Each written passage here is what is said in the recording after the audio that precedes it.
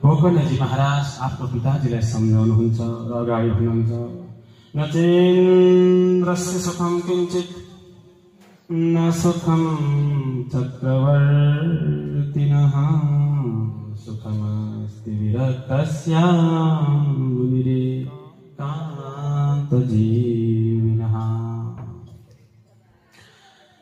गोकर्णजी महाराज भन्नुहुन्छ, हे पिताजी, यो संसार दुःखालय हो, संसारमा कोही पनि सुख छैन। न त्रैलोक्यको अधिपति इन्द्र नै सुख छ, न त्रैलोक्यको अधिपति इन्द्रलाई नै सुख छ, न चक्रवर्ती सम्राट अनि यो संसारमा सुख छ। यो संसारमा कोही पनि सुख छैन, कसैलाई पनि सुख मिलेको छैन। चाहे संसारको सम्पूर्ण ब्रह्माण्डको धन धान्यले परिपूर्ण भएको सम्पत्ति यदि त्यो व्यक्तिलाई प्राप्त भयो भने पनि यो संसारमा कोही पनि सुख प्राप्त हुन सक्दैन। अगाडि गोकर्णजी महाराज भन्नुहुन्छ, हे पिताजी, यदि तपाईँ जीवनमा शान्ति चाहनुहुन्छ भने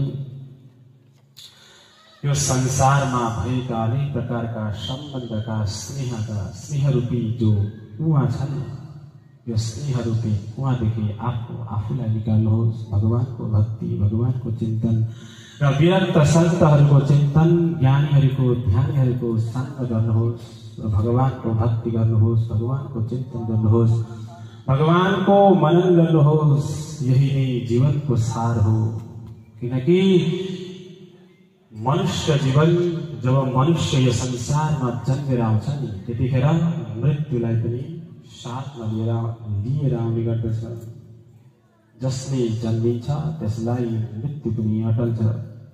हामी यो संसारमा आएर हामीलाई यस्तो लाग्दछ कि हामी त यो संसारका हौँ, अजर अमर हौँ, हामी त नित्य हौँ, हामी सधैँ यही बसिरहन्छौँ। हाम्रो जीवनको व्यवहार यही बताउँछ कि हामी अजर अमर हौँ। यदि हामीलाई यो विश्वास थियो भने, या हामीलाई विश्वास लाग्थ्यो भने कि हामी यहाँ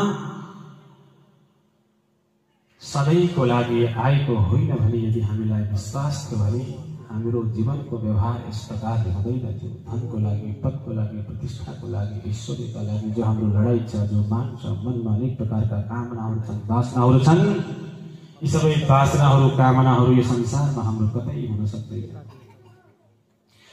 जब हामीलाई थाहा हुन्छ कि मृत्यु अटल हो, जीवन एउटा पडाव हो, यस्ता अनन्त जीवन हामीले अगाडि पनि जिइसकेका छौँ र अनन्त जीवन अगाडि भविष्यमा पनि हामी जिउनेछौँ र अनन्त कालदेखि हामी यसरी मर्दै जन्मिँदै